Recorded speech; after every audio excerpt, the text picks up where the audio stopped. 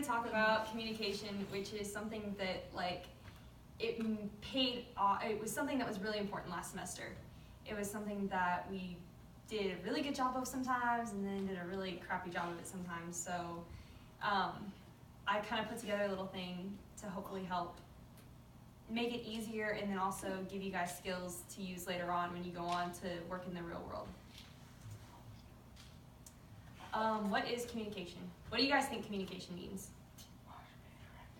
Talking and understanding. Okay, I like that. Making nice presentations. That's part of it too. Expression. Make sure everybody's aware of something that needs to be done. Saying who's gonna do what. Yeah, those are all really good answers.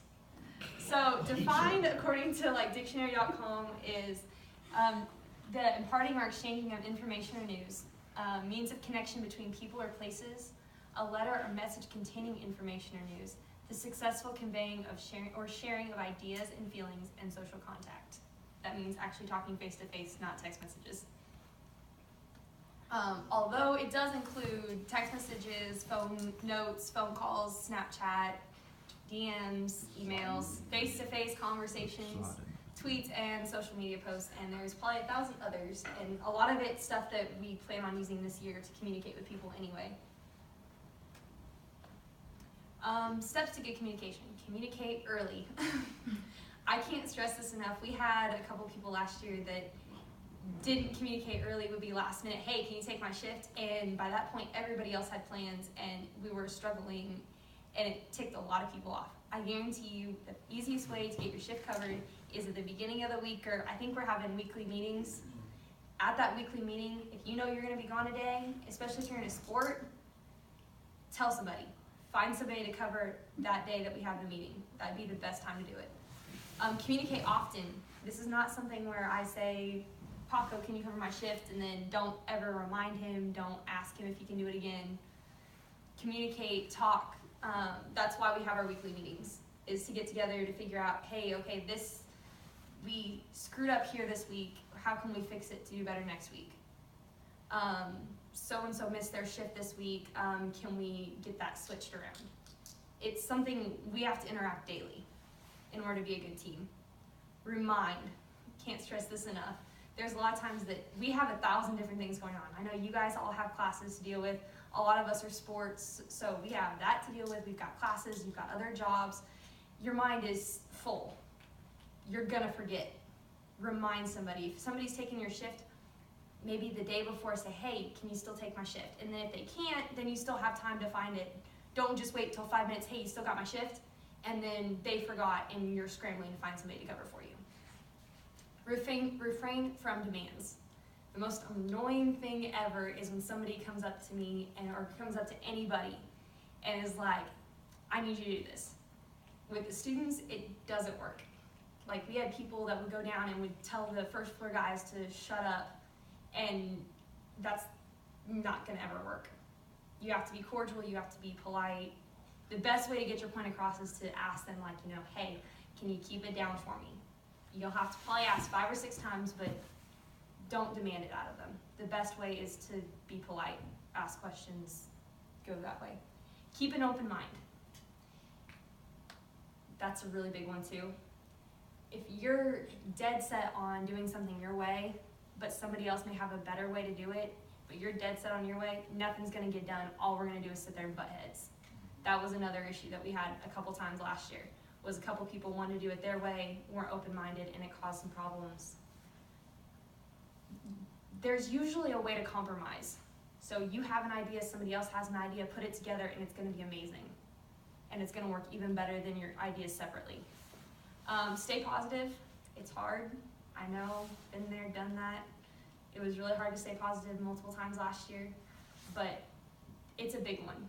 It works better, people take it a lot better, we'll work together, stuff will get solved a lot better if everybody tries to stay positive as much as possible. We know you're gonna screw up, we know it's gonna happen, just make a point to do that. The other thing is voice tone.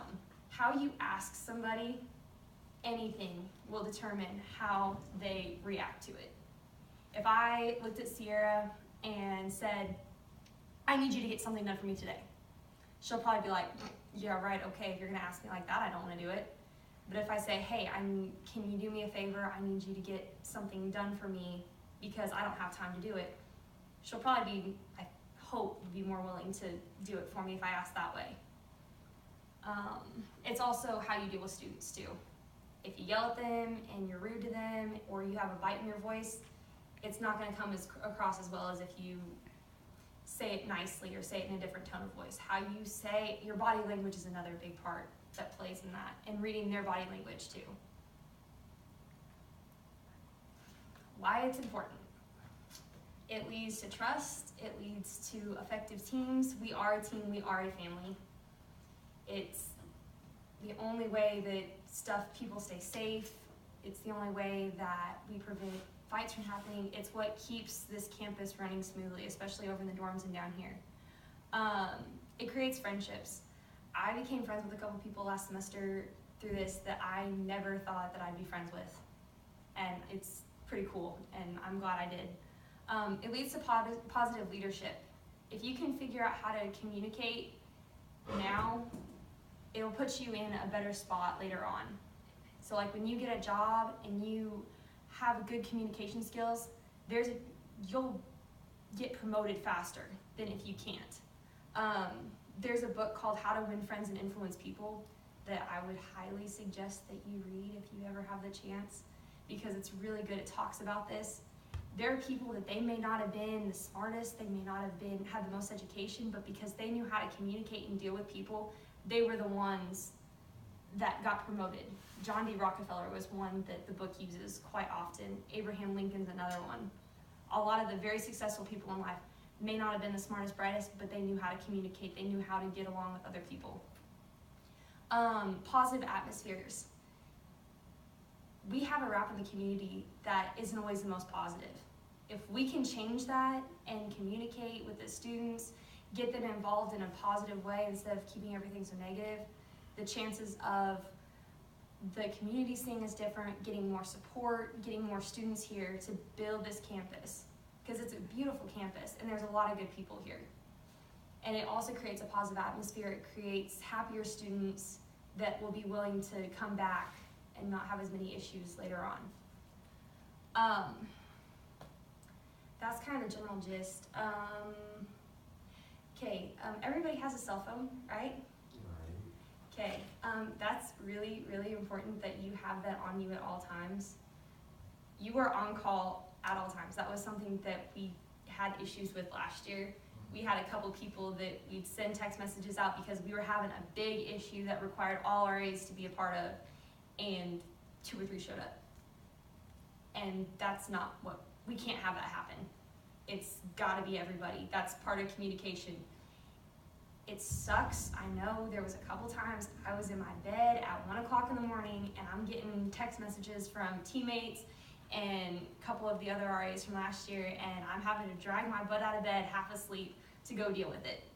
It sucks. It's what you signed up for, but if you can turn it into a positive and get the matter resolved efficiently, it's going to make everybody's lives a lot easier. And the more that we have there helping, the sooner it'll get resolved, the sooner you get to go back to bed. There's also the thing called a walkie-talkie that I think everybody's going to end up with, right? Okay, that needs to be on at all times, especially when you're working. You don't have to take it to class with you, but when you're working down here or when you're over in the dorms doing patrols and stuff, you need to have that on you at all times. That was some. Even when you're not, if you're in your dorm room, it needs to be in there on you, just in case emergency pops off and you're able to do it. One other thing that was kind of a pet peeve of some of ours last year that caused problems, or last semester, we had people using them for their own conversations at like 1:30, 2 o'clock in the morning. If you want to have a conversation with a friend, communicate with them, text them, change channels, have the conversation.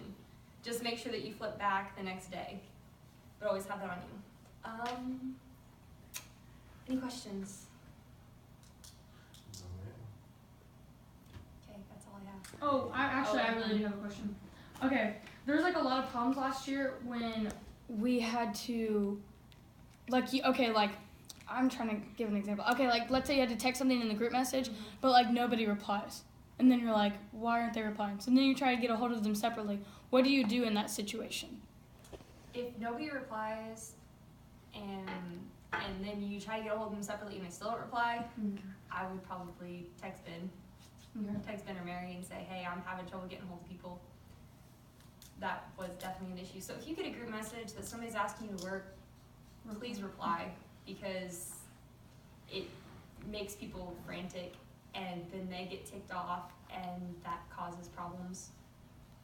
Because once again, we are a team, we are a family, and a lot of good can come out of this if we work together. Any other questions? Okay, I'm done.